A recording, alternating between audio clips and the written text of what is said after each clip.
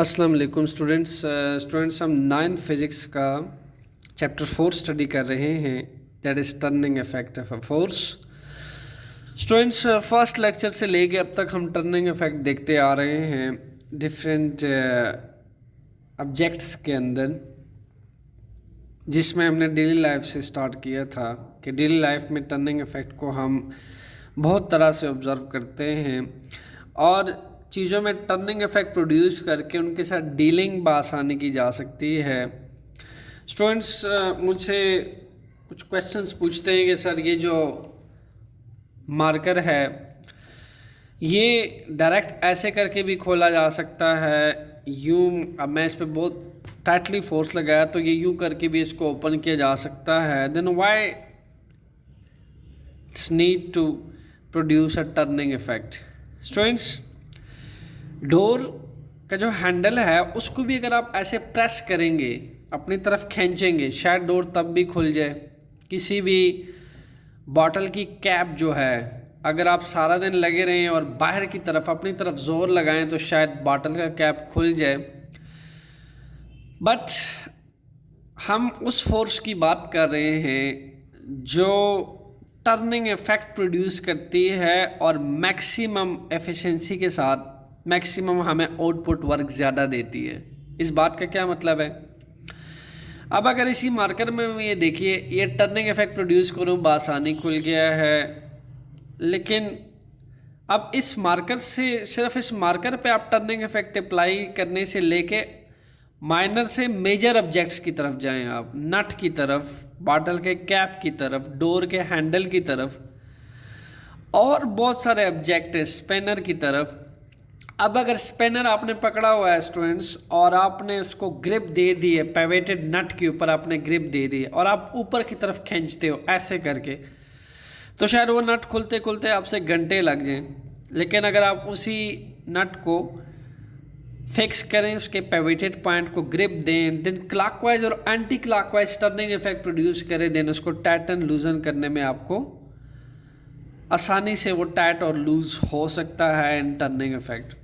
So that's Y turning effect आपकी life के, आपके सराउंडिंग के इर्द गिर्द घूमता है, सिर्फ जो है फिज़िक्स को ऑब्ज़र्व करना होता है उसमें। ओके, आज का आपका टॉपिक है centre of mass. Students, centre of मास नाम से जाहिर है, यानी मास क्या है? That is quantity of matter.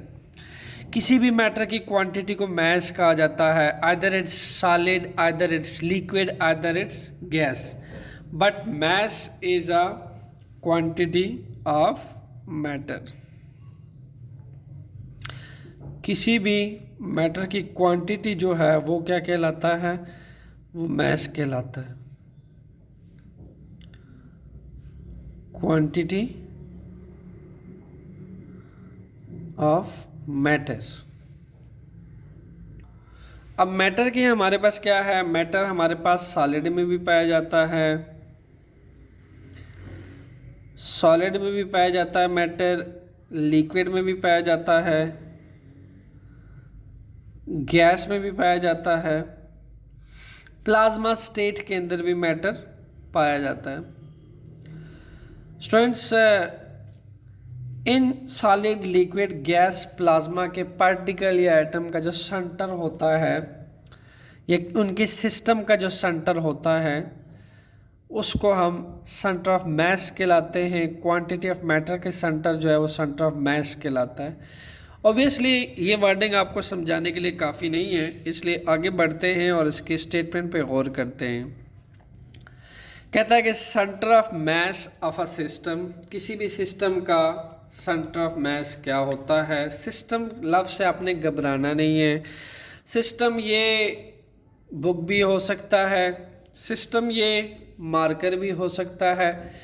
हम जिस पे काम कर रहे होते हैं ना स्टूडेंट्स, वही हमारा सिस्टम होता है, जिसके जो हमारा ऑब्जेक्ट्स होता है, जो जिस पे जिसको हम फोकस कर रहे होते हैं, वही हमारा सिस्टम होता है। यानी जो ऑब्जेक्ट अंडर ऑब्जर्वेशन होती है वही हमारा सिस्टम होता है।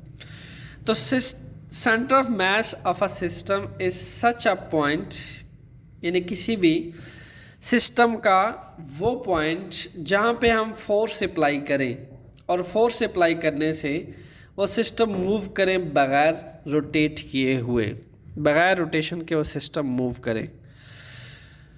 और ये रखा हमने मार्कर, मान लेते हैं कि ये एक सिस्टम है, ठीक है। इस मार्कर को एक सिस्टम मान लेते हैं। हम इसके सेंटर ऑफ मास की बात करते हैं। स्टूडेंट्स, इनिशियली हम ये ले लेते हैं, इस पॉइंट को हम पॉइंट ए नाम दे देते हैं, इस पॉइंट को हम पॉइंट बी नाम दे देते हैं, और इसके सेंटर में हम कहीं पे ले लेते हैं पॉइंट ओ। मान लेते हैं कि ये कहीं इसका सेंटर बनता है। सो फर्स्ट ऑफ ऑल हम क्या करना शुरू करते हैं, पॉइंट ए पे ज़रा फोर्स अप्लाई करके देखते हैं। जिसको हमने पॉइंट ए माना है इस पे हम फोर्स अप्लाई करते हैं, और पॉइंट बी जिसको हमने माना है और इस पे हम फोर्स अप्लाई करते हैं, और लेट्स सी दोनों के ऊपर फोर्स अप्लाई करके देखते हैं और मालूम करते हैं कि आया वो सेंटर ऑफ मास की जो स्टेटमेंट है उसको बे करता है कि नहीं करता। लुक एट दैट, मैं इस पेंसिल की मदद से एक फोर्स अप्लाई करने लगा हूँ पॉइंट ए की तरफ। लुक एट दैट स्टूडेंट्स, आप देख सकते हैं इस मार्कर ने रोटेशन स्टार्ट कर दी है जब मैंने इसको ऊपर पॉइंट ए के ऊपर फोर्स अप्लाई किया। It start rotations in clockwise direction, because ये रोटेशन किस डायरेक्शन में हो रही है, ये रोटेशन ऐसा करके ऐसे हो रहा है। सो इट मीन्स कि it's not a centre of mass of that system. Clear? So once again हम इसको वापस लेकर आते हैं जहाँ पे ये मौजूद था। ओके, वापस उन्हीं पॉइंट्स पे रख देते हैं। स्टूडेंट्स, सेकंड एक्टिविटी में हम पॉइंट बी पे अब फोर्स अप्लाई करते हैं। पॉइंट बी पे अगर हम फोर्स अप्लाई करते हैं जो कि लुक एट दैट, जहाँ मैंने फोर्स का एरो लगाया हुआ है एग्जैक्टली उसी जगह पे फोर्स अप्लाई करने लगा हूँ। ये देखिए, once again this marker start rotations and anti clockwise direction. Look at that, यानी अब फिर मार्कर जो है मैं जब जब इसके पॉइंट बी पे फोर्स लगाऊंगा ये मार्कर एंटी क्लॉकवाइज डायरेक्शन में रोटेट कर रहा है। ये सिस्टम, ठीक है, इसको हमने सिस्टम माना हुआ है, तो इसकी जो डायरेक्शन है जब हमने पॉइंट बी पे फोर्स लगाया in that case it start rotations in anti clockwise direction.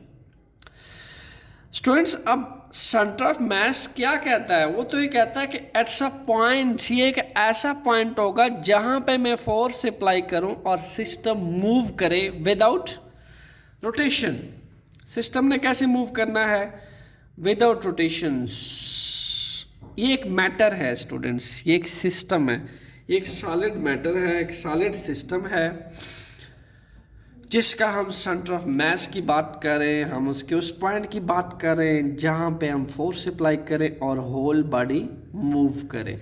Okay, so students, अब की बात मैंने एक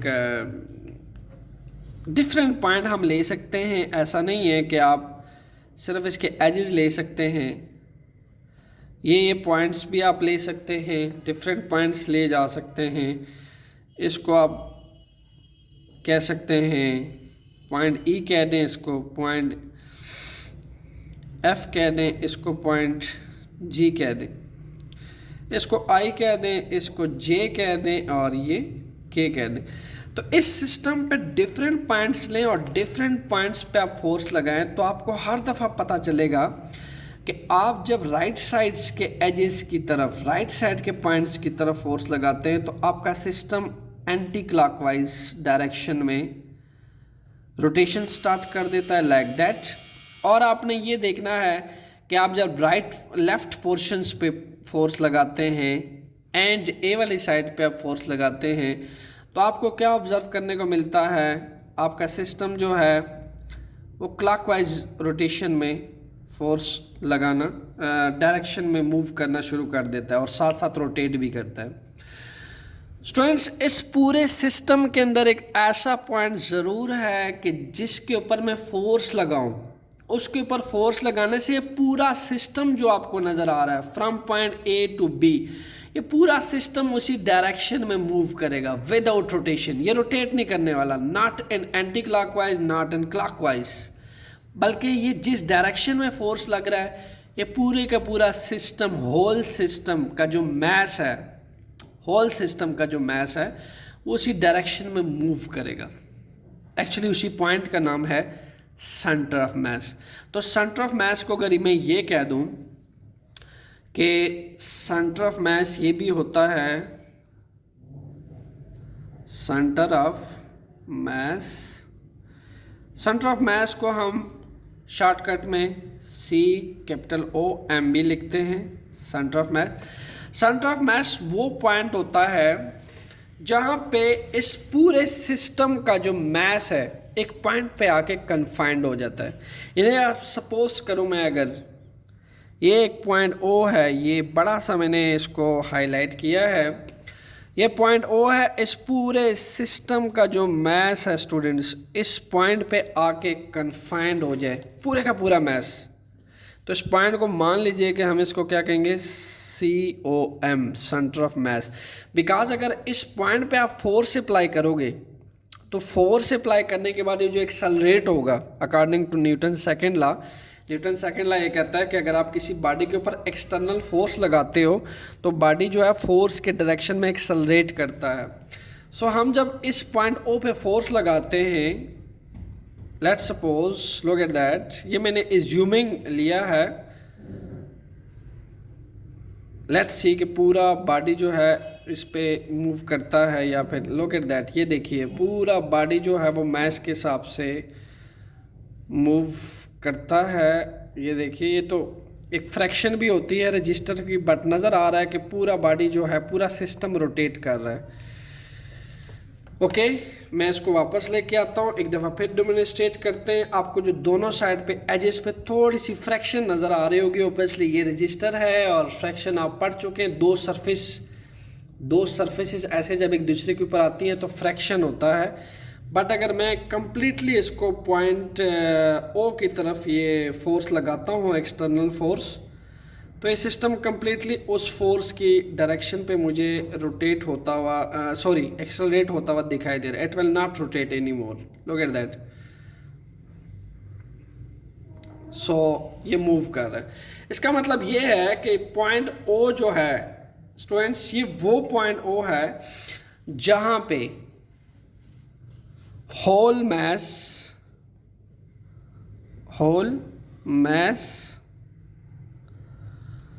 of system,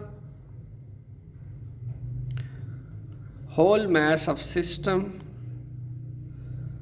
confined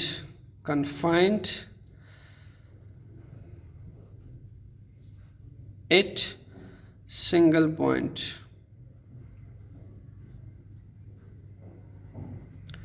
तो स्टूडेंट्स, हमने अपने समझने के लिए क्या कह दिया कि हमने AEFGIJKB इन तमाम पॉइंट्स पे फोर्स लगा के देखा, और हर दफ़ा हमें लगता है कि हम जब लेफ़्ट एजेस पे एक्सटर्नल फोर्स लगाते हैं then body start rotations. Similarly right edges पे जब फोर्स लगाते हैं then also body start rotations and anti-clockwise directions. In case of left side, the body start rotation in clockwise directions, but we have a one single point in these all points. Okay, one single point O where the whole mass of this system confined, whole mass। मैं suppose करता हूँ कि अगर इस marker का total mess 2 ग्राम है तो समझ लिए इस पॉइंट के ऊपर पूरे का पूरा 2 ग्राम मैस जो है कन्फाइंड हो जाता है। इसीलिए जब हम इस खास पॉइंट O यानी इसके सेंटर के ऊपर हम फोर्स लगाते हैं तो जो होल मैस है सिस्टम का स्टूडेंट्स, होल मैस जो है सिस्टम का, वो उस फोर्स की डायरेक्शन में क्या करता है, मूव करता है without rotations. So this is the centre of मास। अब आपकी बुक की जो एक्टिविटी है उसको करके देखते हैं, उसके अकॉर्डिंग उन्होंने सेंटर ऑफ मास को समझाने की क्या कोशिश की है। स्टूडेंट्स, यहाँ भी उन्होंने सेंटर ऑफ मास को समझाने के लिए एक सिस्टम लिया है और उसके साथ एक लाइटर मास का पार्टिकल लिया है, ओके, और एक उन्होंने ले लिया है हैवियर मास, जिसको उन्होंने रेड से इंडिकेट किया है। मैं भी इसको रेड से इंडिकेट कर लेता हूँ। और यहाँ पे उन्होंने एक रिजिड रॉड के साथ दोनों को सस्पेंड किया हुआ है, एक रिजिड रॉड। स्टूडेंट्स, जो हैवियर पार्टिकल है या हैवियर मैसिव पार्टिकल है उसको उन्होंने बी बोला है, और जो लाइटर पार्टिकल है इसको इन्होंने ए बोला है। ठीक हो गया। सो ये दो अनइक्वल मैसेज हैं, दोनों के दोनों क्या हैं? These two are unequal masses।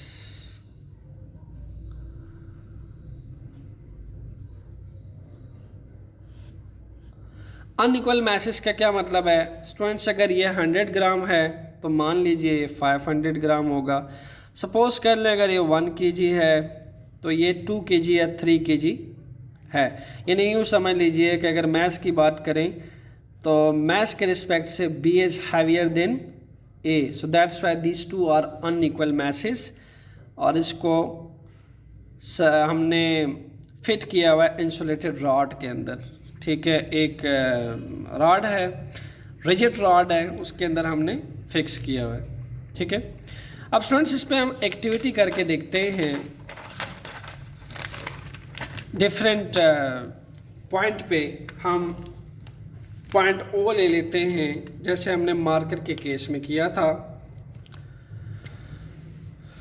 यहाँ पे हम डिफरेंट पॉइंट लगा लेते हैं, यहाँ पे भी हम डिफरेंट पॉइंट लगा लेते हैं। इसको हम फर्स्ट पॉइंट ओ यहाँ ले लेते हैं, फिर हम पॉइंट ओ यहाँ ले लेते हैं स्टूडेंट्स, फिर हम पॉइंट ओ यहाँ ले लेंगे और अगेन हम यहाँ पे ले लेंगे पॉइंट ओ।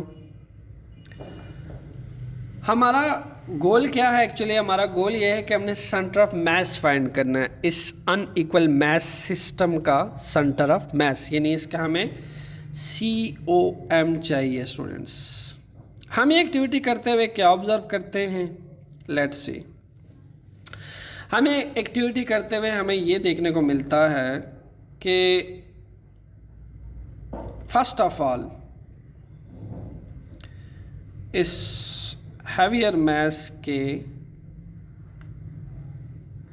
एज की तरफ फोर्स लगा के देखते हैं, यानी हम पॉइंट ओ को यहाँ फिक्स कर लेते हैं। हम कहते हैं पॉइंट ओ ये है और इस एज की तरफ हम फोर्स लगा लेते हैं बी पे। ये ए, बी हैवियर मास है, ये ए हैवियर मास है, और एफ यानी पॉइंट ओ के ऊपर हम क्या करते हैं? फोर्स लगाते हैं। हमने जब पॉइंट ओ की तरफ फोर्स लगाया तो मैं इसकी मिसाल आपको यूँ दे सकता हूँ। हमें क्या देखने को मिला? ये एक बार मैग्नेट है, बट आपकी एक्टिविटी के लिए मैं इसको यूज़ कर रहा हूँ। हमने जब ऐसे करके, जैसे ये आपको बी पॉइंट पे फोर्स लगती हुई नज़र आ रही, जब हमने फोर्स लगाई तो लुक एट दैट, हमें क्या देखने को मिला? स्टूडेंट्स, पॉइंट बी पे जब फोर्स लगाया then it start rotation. Look at that, इसने ऐसे जो है वो रोटेट करना शुरू कर दिया like that and anti clockwise direction. मैं दोबारा डेमोन्स्ट्रेट कर देता हूँ इसको। ये अगर ऐसे पड़ा है और मैं इसके पॉइंट बी पे आप मान लें कि ये फोर्स लगाई जा रही है और ये हैवियर मास है और पॉइंट ओ पे मैं फोर्स लगा रहा हूँ। तो मैंने जब इसके पॉइंट बी पे फोर्स लगाया तो हमें क्या देखने को मिला कि it start rotations like that. तो मान लें कि हमने जब पॉइंट बी पे यानी इस सिस्टम के हैवियर मैस पे फोर्स लगाया तो it start rotation and which direction and anti clockwise direction. Similarly अब हम पॉइंट ए की तरफ अगर फोर्स लगाते हैं, ठीक है, इस रेड को हम पॉइंट ए मान लेते हैं। जब हम इस के ऊपर फोर्स लगाते हैं, ये देखिए it also starts rotation and which direction, look at that.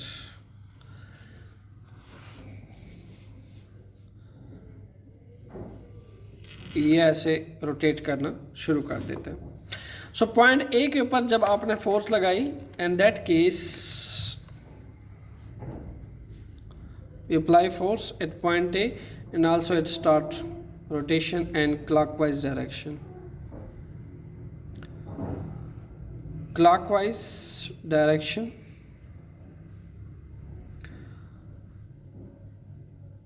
और यहाँ जो आपने फोर्स लगाई it move in anti clockwise direction.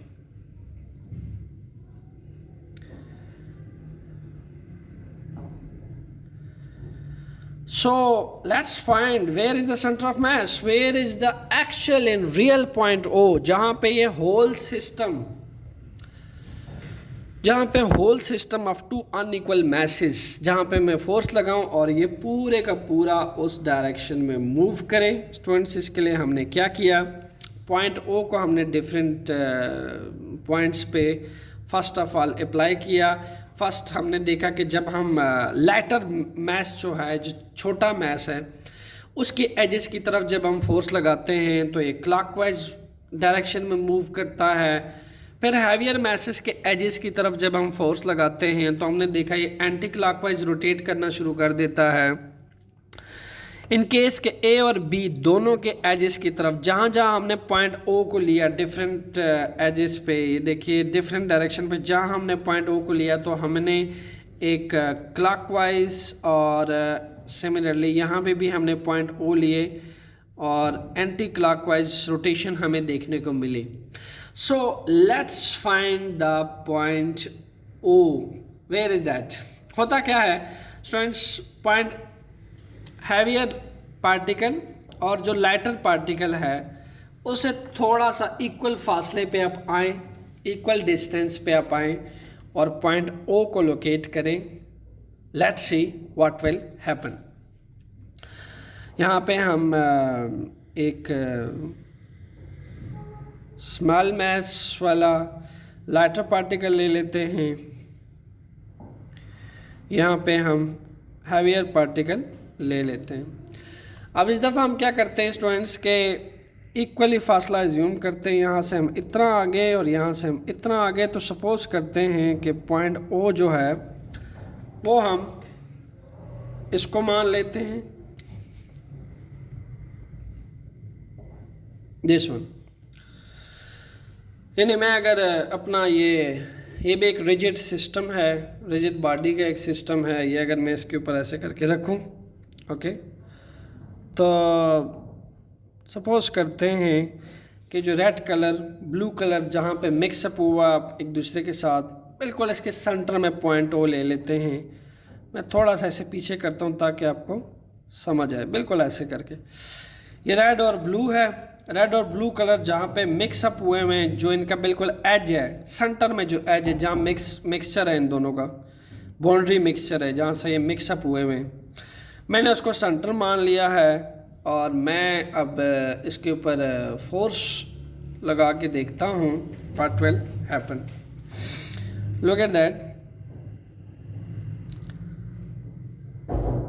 This system can not rotate any मोर। और आप देख सकते हैं कि जिस डायरेक्शन पे फोर्स लगाई जा रही है, होल सिस्टम उसी डायरेक्शन में मूव कर रहा है।